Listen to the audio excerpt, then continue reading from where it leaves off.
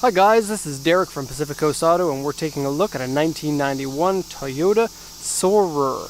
And so this is pretty similar to the SC300 in the States and in Canada and in multiple other countries, but here in Japan the Soarer gets all the good stuff that the rest of the world didn't get because they were being selfish, I guess. And so the biggest difference, 1JZ engine, so that's a twin turbo 2.5 liter engine, kind of like a baby Supra engine, although this engine did come first.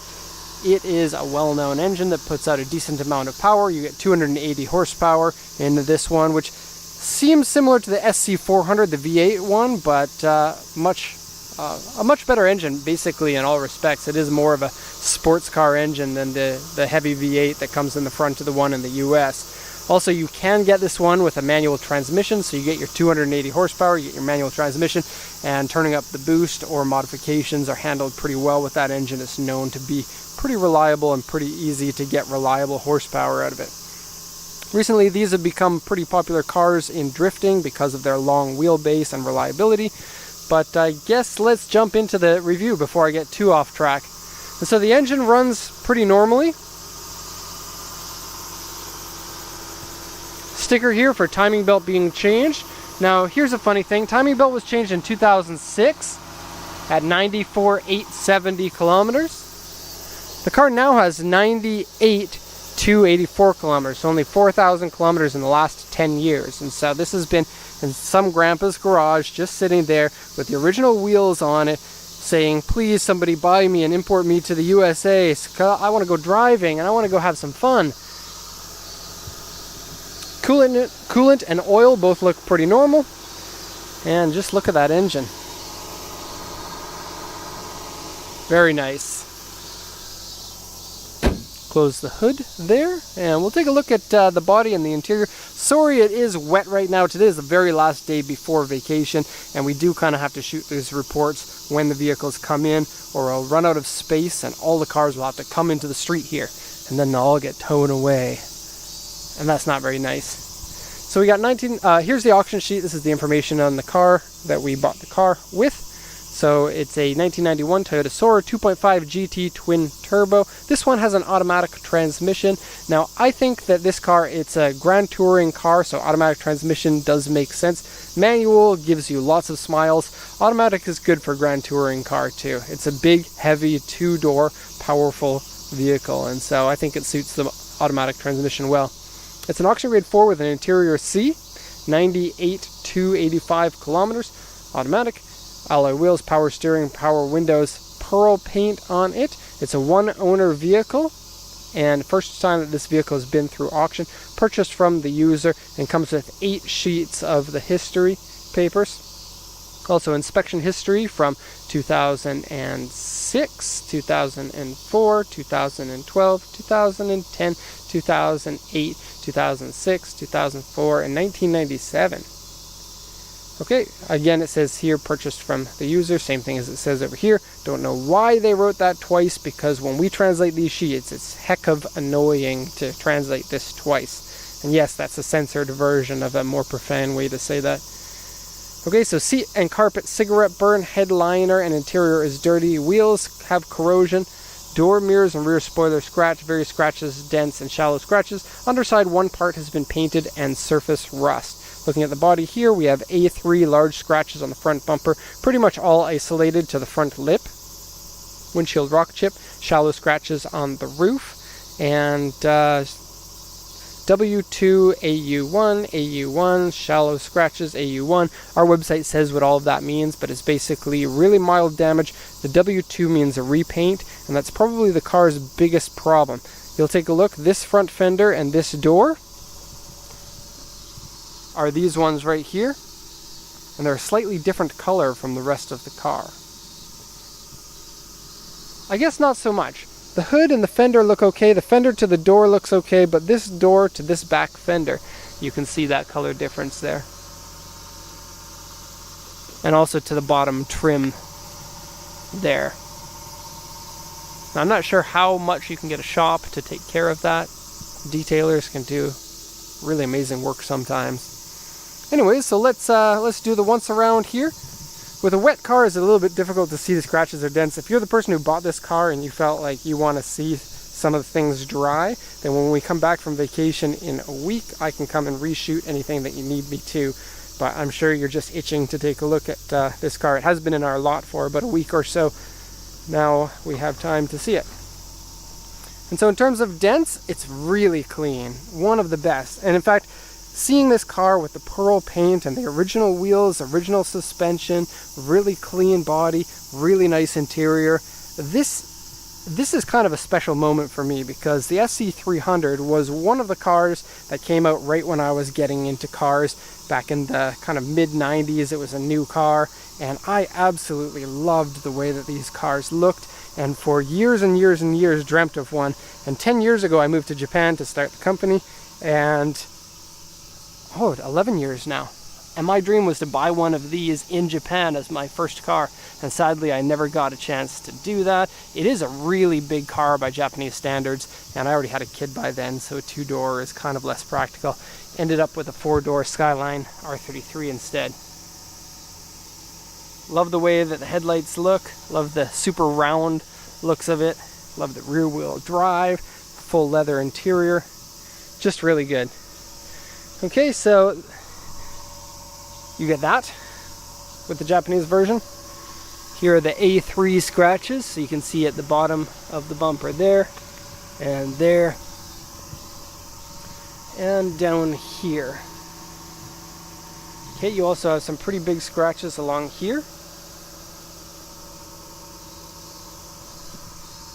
Okay, there's a weird burn in the paint here, and I don't know, I kind of dirty handsing it right now, but you see how it's a little bit yellow in that one circle?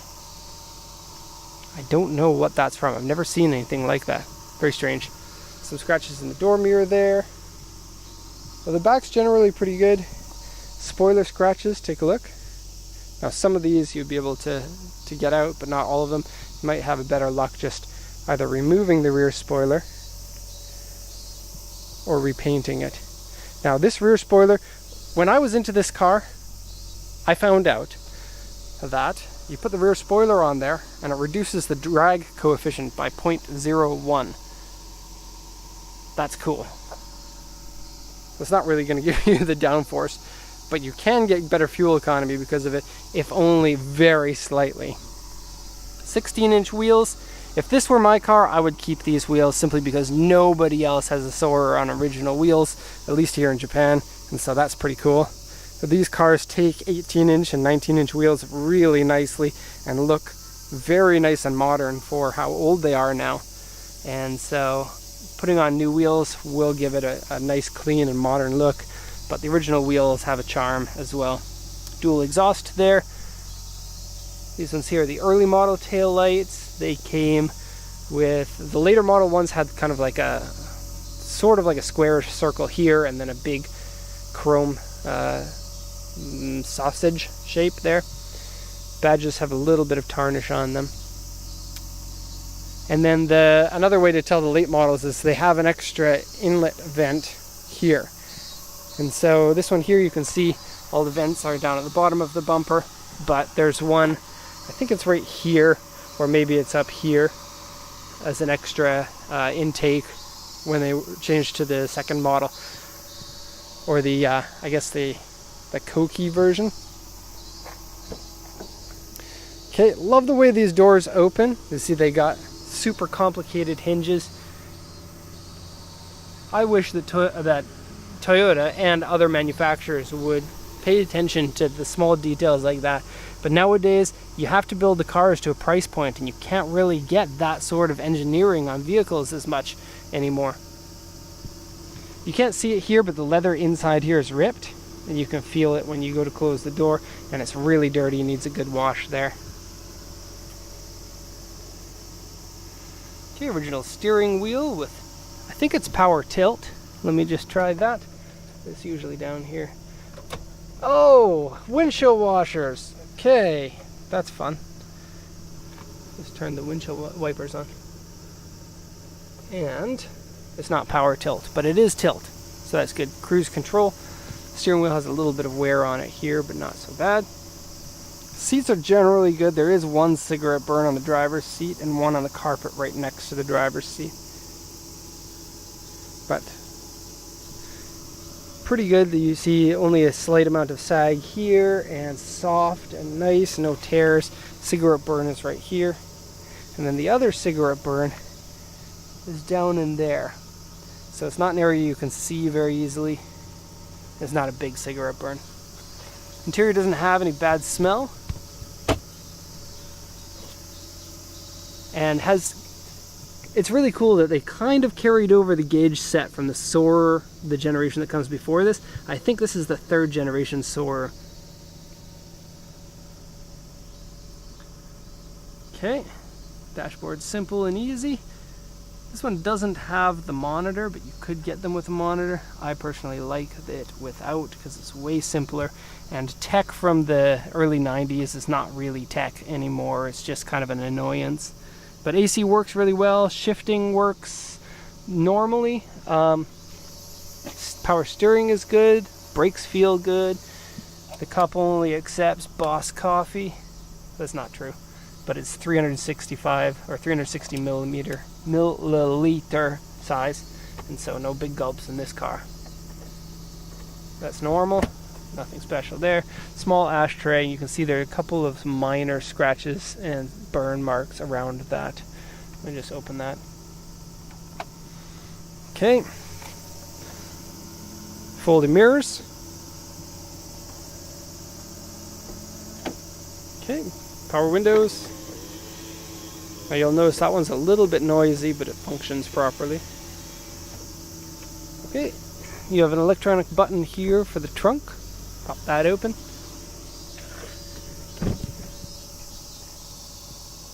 Back seats are reasonable for being a sports coupe. Grand Tourer, you always get tiny little leg room there. And then oddly, it's not a power seat, although I think you could get a power seat in them. This trim level just isn't a power seat.